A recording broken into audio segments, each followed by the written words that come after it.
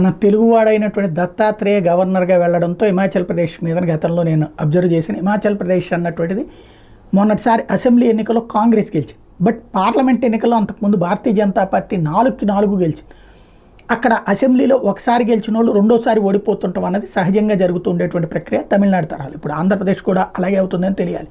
ఎందుకంటే first trip Telugu Desam గెలిచింది, ఇది వైసీపీ గెలిచింది. మళ్ళీ తెలుగుదేశం అంటే కనుక ఆంధ్ర కూడా సెంటిమెంట్ ఒకసారి గెలిచిన వాళ్ళు ఇంకోసారి పోతారన్నటువంటి లెక్కకు వస్తుంది అనమాట. అది పక్కన పెడితే హిమాచల్ ప్రదేశ్లో భారతీయ జనతా పార్టీకి సంబంధించినటువంటి లెక్క కాంగ్రా, సిమ్లా, మండి, హమీర్పూర్ ఈ 4 కూడా బీజేపీనే గెలుచుకొచ్చింది. 2009 నుండి బీజేపీయే సిమ్లా గెలుస్తోంది. అట్లాగే హమీర్పూర్ వచ్చేప్పుడు కేంద్ర మంత్రి అనురాగ్ సింగ్ ఠాకూర్ మళ్ళీ బీజేపీ నుండి బరిలోకి దిగినటువంటి నియోజకవర్గం. 2021 ఉప ఎన్నికల్లో నెగ్గిన పీసీసీ చీఫ్ ప్రతిభా సింగ్ ఈసారి పోటీకి అనాసక్తి చూపెట్టినటువంటి నియోజకవర్గం మండి.